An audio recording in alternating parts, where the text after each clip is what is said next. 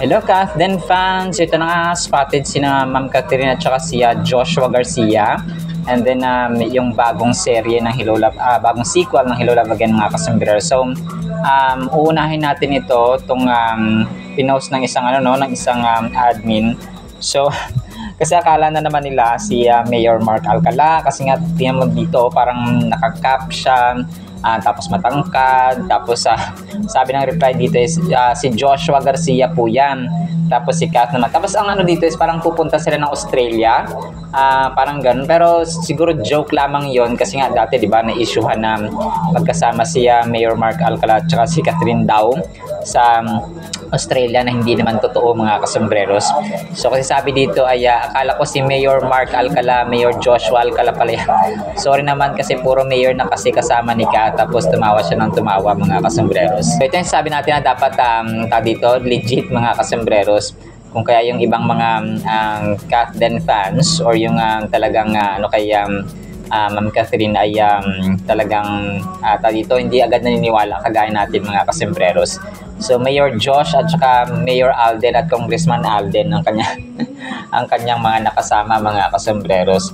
So pero team panatag po tayo, mga kasombreros, ha. And then ito, nag-post na naman itong dalawa na yung nag-post na naman itong isang admin na sabi niya ay coming soon, exciting, no? This was yesterday actually, mga kasombreros, no?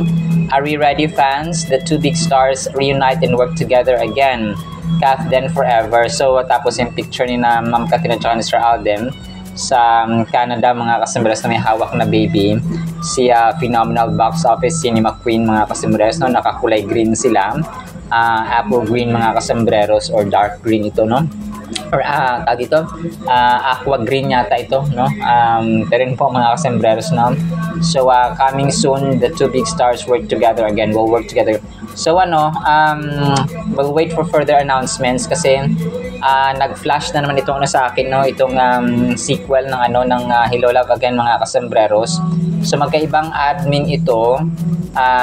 Sabi niya dito sa coming soon, Kathden fans, nandyan pa ba kayo? Pray for third movie. Agree ba or not agree? Hello Love Forever, yung na-post ko ito nakaraan, pero nag-flash ulit siya sa aking feed, mga kasombreros, no? So but we're really hoping, mga kasombreros and mga Kathenatics, ng sequel or kahit anumang project, mga kasombreros, ng Hello Love Again, kung sinara na nila yung kwento ni na Joy and Ethan, no, sa Hello Love Again, mga kasombreros. And then ito, so inalala, no, ng isang Kathden admin yung on this day nung nasa aeroplano sila, mga kasombreros, no, August 28, 2024 ay tawag dito, meron silang kasamang stewardess dito, mga kasombreros. So alam ko ang storya dito, parang may times na dapat naka-separate silang dalawa, pero tawag dito, nagre-request Sir Alden na magkatabi sila, mga kasombreros. So alam na natin, no, kasi todo in love, mga kasombreros, si Sir Alden. Hindi pa ako mag-get over dun sa interview niya sa PMPC nung tinanong siya na kung may chance ba na magka-work ulit sila ni Ma'am Catherine, ay go siya. Tapos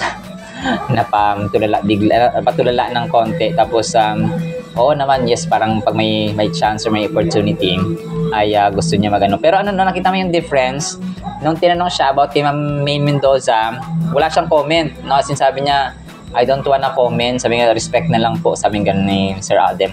Tapos si Ma'am Catherine na yung tinanong, abay, medyo nag-blush ang inyong ang inyong tisoy, mga kasombreros, na nabanggit ang pangalan ni attorney. Alam na this. So may nag-comment dito na tama, no, parehong blush, parehong kilig yung nararamdaman ni Sir Alden dati sa mga previous interviews niya, no, sa 24 oras, nung tinanong siya na parang hinuhuli-huli siya ni Sir Nelson Canlas and so on. So the same, no, the same pa rin, mga kasi ibig sabihin walang nagbago sa feeling at pakiramdam at saka relasyon ng Kathden, mga kasombreros. Talagang sadyang naging mailap na sila sa media, sa mga tao na magkasama para iwas na lang din. Para kumbaga pa di maluan ng ganong chismis, toxic and so on, mga kasombreros.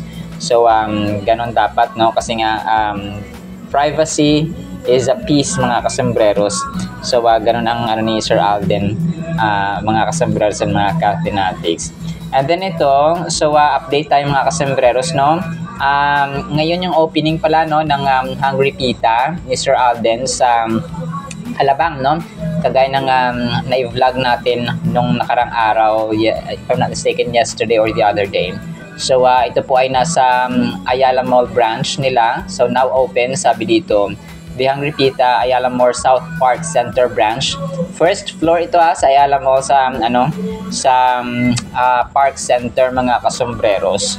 So kung trip niyo po ng shawarma ay punta po kayo, buy 2 take 1 ang kanilang So kay Sir Alden talaga siya, no, kasi yung stand nandito ay kay Sir Alden mga kasembreros. So panibagong franchise open na naman mga kasembreros, no. And then ito, Chad Fulkerson II, no, meron siyang second account mga kasembreros, pero alam ko na parang fandom page lang ito mga kasembreros sa Happy Wednesday. Tapos hashtag Alden Richards, no, tapos may padimple si Phenomenal Box Office Cinema King mga kasembreros. And then ito, ang cute, no, si Ma'am Janice Navida. Nagpa-picture pala siya doon sa 37th PMPC Star Awards for TV or for television mga kasembreros. So parang siguro may position din ito sa society, no, or parang mere fan lang, hindi ko alam, pero siya, nagpa-picture siya. Sabi nito, "Congratulations my dear Alden Richards for winning the Single Performance by an Actor Award at the PMPC 37th Star Awards for TV. More to achieve, well deserved," no. Sabi ni Ma'am Janice Navida. So parang random fan ito mga kasembreros, no, na kung saan ay hinahangaan niya si Sir Alden Richards. And then ito, sobrang cute ng baby dito, no, si Jet, no, ng Blackman family. So ang Blackman family ay mayaman ito, sobrang yaman itong Blackman family mga kasembreros, na parang may franchise or stockholder yata ng GMA mga kasembreros. So si Jet na kanilang anak ay may padila, no. Sabi dito sa caption ay parang hindi siya tinuruan ng mama or papa niya, parang nakisabay lang siya sa trend kasi nga usong-uso, at saka kilalang-kilala niya, no, ang Phenomenal Box Office Cinema King mga kasembreros, ang trending yung padila trend ni Jet, na parang bunso yata ito ng The Blackman family. So si Sir Alden at saka yung Blackman family ay close din ito mga kasembreros. Meron akong nakita mga videos nila dati na magkasama sila, or parang hinahangaan talaga nila si Sir Alden Richards mga kasembreros. Kasi yun nga, no, sobrang bait and sobrang sweet, and then nga mayaman, kilala, pero down to earth mga kasembreros. And then ito, so next item natin. So ang cute ng ginawa ng isang fan dito ni Alden, no. Para siyang tinransform into a steed na parang warrior. Na para siyang Viking or something, na parang action yung kanyang dating dito mga, or parang action star yung nadating niya dito mga kasembreros, na parang may suspense. So ito po siya pero edited lamang po ito mga kasembreros sa isang application or sa isang app po mga kasembreros. So ang cute lang ng ginawa ng isang fan dito. And then ito, so next item natin, this will be the last one. So dito, pinost ni Sir Alden sa kanyang Instagram account yung parang binigay niya, no, na orchids kay Ma'am Pokwang. Tapos sweet namin, sabi nga, at Alden Richards 02. So parang pinost lang niya yung ang kasi dito, no, may significance kasi itong orchids. Parang favorite ni mama niya, Mama Rio dati ni Sir Alden, yung orchids na ito. Na kung saan sa bahay nila dati parang may meron silang sariling mga orchids sa loob ng bahay, kasi nga parang hobby at saka hilig talaga ng mama niya mga kasembreros. Kung kaya si Sir Alden tuwing may mga malapit sa puso niya na mag-birthday, parang trip niya talaga parati na nagbigay ng orchids mga kasembreros, kagaya dati kay Ma'am Catrino at saka kay Mami Min din po. So ganun po siya mga kasembreros. So ang ganda, no, ng orchids. Kahit sino siguro talaga magugustuhan din itong orchids mga kasembreros na parigalo ni Phenomenal Box Office Cinema King. Alright, so naman sa ating Kafden items. Abang-abang tayo sa mga pasabog ng Kafden. Alam ko may nire-ready sila. Talaga ngayon ay tiko muna ang bibig ng mga kampo at ng mga management mga kasembreros ng magkabilang panig. Pero alam ko may niluto sila. So abang-abang din tayo kung ano ang magiging ganapan niyang Ma'am Catherine at saka Sir Alden, mga kasombrero. So tomorrow is another day. Sana po ipahingin po natin ang Word of God. Ngayon po ay August 28, 2025. Thursday na po. Friday na ulit bukas. And then weekend na naman. So parang ang bilis ng panahon, no? Hindi napapansin niyo ba mga kasombrero? Sobrang bilis po ng panahon. Pero po, no? Sana po ay pakinggan po natin ang Word of God. Blessed evening po sa bawat isa. At para po sa ating Word of God ay sobrang ganda po nito mga kasombrero. Sana po ay pakinggan natin ang title, Tayo Dapat ang Sinumpa. Medyo masakit, no? Pero pakinggan natin. Galatians 3:13, Christ has redeemed us from the curse, sumpa, no? Of the law, having become a curse for us. So yun siya, no? For it is written, cursed is everyone who hangs on a tree. Ang pagpapako sa krus mga kasombrero sa mga Romano at that time ay ang pinakamalala, no? Kumbaga pa worst among the worst na parusa na po pwedeng pwedeng gawin, no, sa isang kriminal. And Jesus Christ ay isinumpa. Grabe ang word nito. Sobrang lalim at ang bigat ang weight nito mga kasombreros when it comes to defining the love of God talaga sa atin na tinubos niya tayo, no? Christ has redeemed. Sabi dito, tinubos niya tayo sa ating kasalanan sa sumpa mga kasombreros ng batas. Kasi nga yung mga taong pinapako or tsaka binibitin sa krus, ang term po doon or ang indication po noon mga kasombreros ay isinumpa ang taong iyan. For example, no, may mga kriminal doon na pinako sa krus, no, yung kasamahan ni Jesus Christ, si Dimas at saka si Justus. So dalawa po sila isinumpa, no, and Jesus Christ is the kumapa siya yung pinaka sentro ng sumpang ito. But no, ginawa ito upang ma-fulfill at saka mangyari ang kasulatan mga kasombreros and prophecies from the old na kumaga pa ay para matubos. Kasi kung walang Jesus Christ na nagpapako sa krus sa Kalbaryo mga kasombreros, wala na po tayo dito na kumaga pa naputol na yung generation, yung lahi ba ng tao mga kasombreros, at saka hindi na tayo nabubuhay sa mundong ito, maaring isira na, no? Pero grabe ang chance, no? Grabe ang forgiveness, ang pagpapatawad at saka kaligtasan, reconciliation na ginawa sa atin ng Diyos Ama, na ipinadala niya ang kanyang kaisa-isang anak para tayo ay magbigyan pa ng chance na sobrang daming chance mga kasombreros. So si Apostle Paul sa Galatians 3:13 ay in-emphasize niya dito na si Jesus Christ ay naging sumpa para sa atin na tayo dapat yun kasi tayo ang nagkasala mga kasombreros.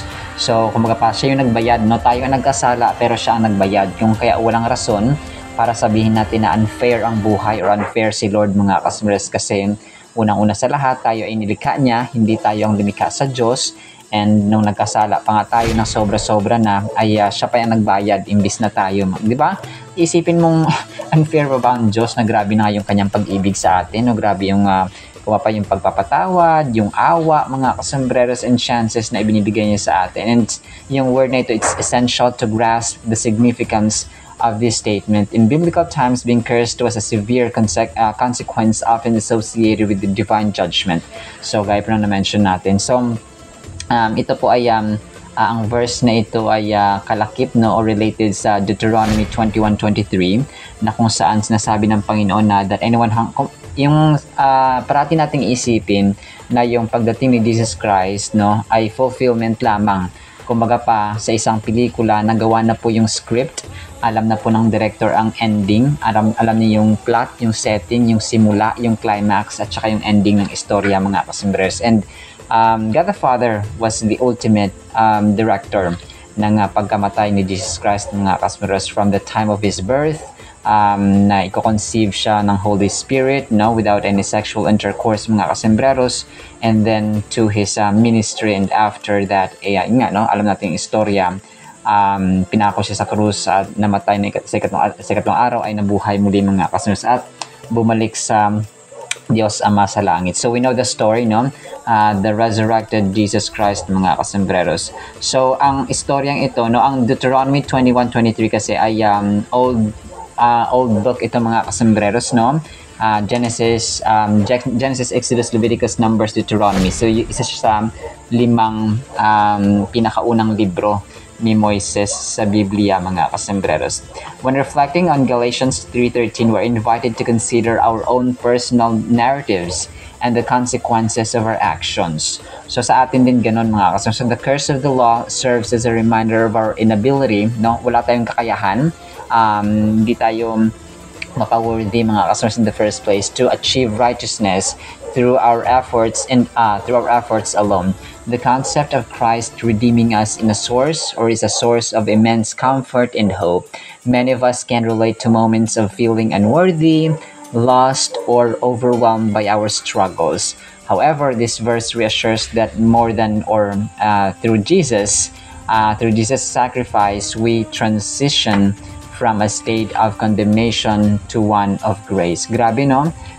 Transition ito mga kasembreros, and isa sa mga significant lessons dito na dapat nating tandaan mga kasembreros ay yung Galatians 3:13 ay ang lalim talaga ng pag-ibig ng Diyos sa atin. It's like John 3:16 na for God so loved the world that He gave His only begotten Son, that whoever believes in Him shall not perish but have everlasting life.